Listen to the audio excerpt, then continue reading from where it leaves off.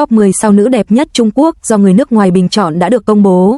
Đàm Tùng Vận đăng quang, Địch Lệ Nhiệt Ba trở lại. Thoạt nhìn, tôi cứ tưởng mình đã nhấp nhầm đường dẫn khi thấy danh sách. Lưu Diệc Phi, tiên tỷ, thường được người Trung Quốc tôn sùng, chỉ đứng thứ 3, trong khi vị trí quán quân thuộc về Đàm Tùng Vận, một người phụ nữ dễ gần. Hóa ra các blogger nước ngoài có tiêu chuẩn hoàn toàn khác về cái đẹp. Họ nhấn mạnh 3 điều: mái tóc đen tự nhiên, đường nét khuôn mặt đặc trưng và vẻ ngoài mờ nhạt. Sự nổi tiếng và quyền lực ngôi sao không liên quan, tất cả đều quy về ngoại hình ưa nhìn. Sở thích kỳ lạ này phá vỡ logic thẩm mỹ quen thuộc ở Trung Quốc, buộc chúng ta phải xem xét lại các tọa độ của cái đẹp. Tại sao Đàm Tùng Vận lại đột nhiên vươn lên vị trí số 1?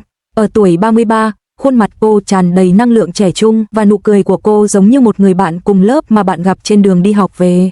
Cư dân mạng nước ngoài mô tả cô là bất tử, thời gian dường như không ảnh hưởng gì đến cô. Quan trọng hơn, cô đại diện cho một bầu không khí thoải mái, giản dị, dễ dàng chạm đến cảm xúc mơ mộng, muốn đưa cô về nhà gặp bố mẹ. Địch Lệ Nhiệt Ba bám sát ở vị trí thứ 2, khuôn mặt góc cạnh và đôi mắt đen của cô ngay lập tức cộng hưởng với thẩm mỹ phương Tây vừa xa lạ vừa quen thuộc. Tuy nhiên, so với Đàm Tùng Vận, thần thái mạnh mẽ và vẻ ngoài quyến rũ của cô tạo nên cảm giác xa cách và khó gần, một khoảng cách tinh tế giữa cô và nhà vô địch. Gao Naza, người cũng theo đuổi phong cách ngoại lai, được mô tả là trông giống như một bìa tạp chí bị xé toạc. Vóc dáng cao ráo và làn da trắng trẻo mang đến cho cô vẻ đẹp sắc sảo khó cưỡng. Đối với khán giả phương Tây, đây là cách hoàn hảo để trình diễn thời trang cao cấp trên sàn diễn, nhưng vẻ ngoài quá tinh tế đã khiến cô dừng lại ở vị trí thứ 8. Quan Hiểu Đồng xếp thứ 10 vì những lý do thú vị. Với chiều cao 172 cm cùng thân hình lực lưỡng như vận động viên, lẽ ra cô phải được lòng thị hiếu phương Tây, nhưng ngoại hình như búp bê và phong thái như sinh viên khiến cô trông có phần non nớt, giống như một nữ cổ động viên chưa tốt nghiệp. Một khi những góc cạnh được mài giũa, thứ hạng có thể sẽ tăng lên tương ứng. Sự nổi lên của Triệu Lệ Dĩnh dựa trên câu chuyện của chính cô. Hành trình huyền thoại của cô từ một thị trấn nhỏ ở Hà Bắc đến một thành phố hàng đầu đã gây được tiếng vang với khán giả phương Tây, khiến câu chuyện làm giàu từ nghèo khó của cô trở nên hấp dẫn. Cùng với tinh thần khởi nghiệp kiên cường trong gió thổi nửa mùa hạ, cô đã hoàn toàn lật đổ định kiến về cô gái yếu đuối, giành được vị trí thứ 7 vững chắc. Tiếp theo là Lâm Vân, khuôn mặt của cô vốn bị chỉ trích trong nước vì hàm răng sắc nhọn và miệng rộng, được các chuyên gia trang điểm hiệu ứng đặc biệt của Hollywood coi là một tấm vải hoàn hảo, có thể phù hợp với mọi phong cách. Chính sức hút độc đáo này đã giúp cô giành được vị trí thứ 6 trong cuộc thi. Địch Lệ Nhiệt Ba giành được vị trí thứ 5 nhờ dòng máu lai của mình. Người phương Tây coi cô như một giống loài mới, một sự pha trộn giữa điêu khắc Baroque và nét dịu dàng phương Đông, một vẻ ngoài có thể được lưu giữ mãi mãi trên tạp chí thời trang. Tuy nhiên, tác phẩm của cô lại thiếu đi sự đáng nhớ. Khi chấm điểm, một số người đã đặt câu hỏi, ngoài nhan sắc, cô còn có gì khác?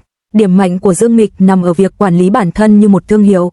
Những hợp đồng quảng cáo toàn cầu và những bức ảnh street style hàng ngày của cô đã khiến phong cách Dương Mịch trở thành chủ đề thường xuyên trên các blog thời trang nước ngoài. Người nước ngoài ngưỡng mộ cô không chỉ vì khuôn mặt mà còn vì thần thái thương mại không thể chối cãi, dường như sẵn sàng mang đến cho bạn những cơ hội quảng cáo, do đó cô xếp thứ 4. Về phần Lưu Diệc Phi, mặc dù chỉ đứng thứ 3, nhưng đây là cái tên ít cạnh tranh nhất. Các bộ phim cổ trang của cô đã được biên tập thành video dựng phim và phát lại nhiều lần, với phụ đề tiếng Nga, tiếng Ả Rập và tiếng Bồ Đào Nha, tất cả đều nói cùng một điều, một nàng tiên dáng trần. Đáng tiếc là xu hướng thẩm mỹ thay đổi, và thứ hạng cũng dao động. Nhìn vào 10 gương mặt này, một logic khó hiểu xuất hiện. Thị trường quốc tế coi trọng cá tính cộng câu chuyện. Tiếng đàn cello của Âu Dương Nana, những cuộc phỏng vấn đa ngôn ngữ của Địch Lệ Nhiệt Ba và sự lột xác từ nông thôn ra thành thị của Triệu Lệ Dĩnh đều góp phần làm tăng thêm chiều sâu cho vẻ ngôn thực của cô. Chỉ tạo dáng thôi là chưa đủ. Đối với ngành giải trí Trung Quốc, mâu thuẫn đã hiện rõ. Nếu tất cả những người mới đều để tóc dài ngang xương quai xanh và sống mũi cao như nhau, thì kết quả duy nhất sẽ là sự cạnh tranh nội bộ. Giải pháp là đón nhận sự đa dạng và biến sự khác biệt thành lợi thế cạnh tranh cốt lõi. Các công ty quản lý tài năng cũng nên học hỏi từ bài học chung của 10 người phụ nữ này. Sự thể hiện toàn cầu. Giữa các buổi quay phim, họ học ngoại ngữ, thay vì lướt Douyin, TikTok, họ luyện tập nhạc cụ hoặc chia sẻ những câu chuyện về quê hương. Họ không chỉ quảng bá khuôn mặt mà còn cả những trải nghiệm, giá trị và sự tò mò của mình. Cuối cùng, chúng ta phải thừa nhận rằng bất kỳ danh sách nào cũng chỉ là một phần của câu chuyện. Hôm nay, người nước ngoài bị mê hoặc bởi Đàm Tùng Vận mãi mãi 18 tuổi, ngày mai họ có thể sẽ ca ngợi người đẹp tóc bạc này bằng muối tiêu. Điều thực sự đáng mong đợi là được chứng kiến nhiều phụ nữ Trung Quốc thể hiện thế mạnh độc đáo của mình trên trường quốc tế, không ngừng mở rộng định nghĩa về cái đẹp. Tôi cảm thấy sự việc này phản ánh một số vấn đề sâu xa hơn. Ví dụ, trong thời đại ưu tiên giao thông như hiện nay, chẳng phải nó đã bóp méo nhiều thứ sao? Miễn là có chủ đề và giao thông, dường như bất kỳ nội dung hay hành vi nào cũng có thể được dung thứ. Cứ như thể chỉ cần bạn đủ nổi tiếng, bất kỳ lỗi lầm nào cũng có thể được tha thứ và bất kỳ vụ bê bối nào cũng có thể được che đậy. Bản thân tâm lý này là một dấu hiệu nguy hiểm. Hơn nữa, tốc độ truyền thông trực tuyến hiện nay quá nhanh. Một sự kiện có thể lan truyền khắp Internet chỉ trong vài phút. Khi đó, ai kiểm soát thông tin sẽ nắm quyền điều khiển câu chuyện. Những kẻ có động cơ thầm kín có thể lợi dụng cơ hội này để khuếch đại xung đột, tạo ra sự đối kháng và trục lợi. Biết bao nhiêu thứ ban đầu không hề phức tạp đã bị tô vẽ và làm rối tung lên. Đôi khi tôi cũng tự hỏi liệu chúng ta có quá kỳ vọng vào người nổi tiếng hay không? Chúng ta dành cho họ quá nhiều sự quan tâm và chiều chuộng, nhưng dường như chúng ta đã quên mất rằng họ cũng nên gánh vác những trách nhiệm xã hội tương ứng. Họ không thể chỉ nghĩ đến việc kiếm tiền và nổi tiếng mà bỏ bê đạo đức và sự chính trực. Suy cho cùng, lời nói và hành động của họ ảnh hưởng đến các giá trị xã hội, đặc biệt là đối với những thanh thiếu niên đang trong giai đoạn phát triển khả năng phân biệt đúng sai. Tôi nhớ một người nổi tiếng đã có những phát ngôn rất không phù hợp tại một sự kiện công cộng, gây ra một cuộc tranh cãi lớn. Sau đó, anh ta chỉ xin lỗi và tiếp tục xuất hiện ở nhiều nơi như thể không có chuyện gì xảy ra.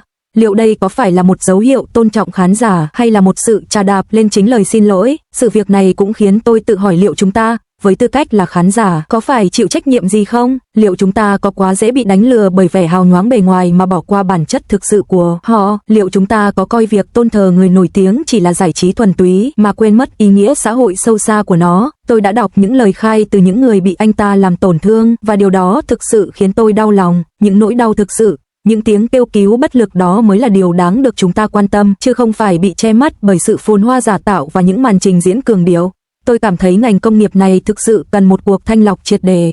Chúng ta không thể để những điều xấu xa và những kẻ xấu tiếp tục đầu độc thế giới. Tôi biết đây là một vấn đề phức tạp và không thể giải quyết chỉ sau một đêm, nhưng ai đó phải bắt đầu, ai đó phải thúc đẩy mọi thứ tiến lên. Nhìn dòng tin nhắn dài dằng dặc trên điện thoại, tôi cảm thấy như mình đang bị choáng ngợp bởi mớ hỗn độn này. Mỗi khi tôi nghĩ mọi thứ đang tốt đẹp hơn, lại có vấn đề mới xuất hiện. Tôi thực sự chỉ muốn hỏi, bao giờ chúng ta mới thấy được một nền giải trí thực sự trong sạch, lành mạnh và có trách nhiệm? Bao giờ chúng ta mới ngừng chạy theo danh vọng hão huyền và những thần tượng rỗng tuếch mà bắt đầu theo đuổi những con người thực sự tài năng, đức độ và có trách nhiệm?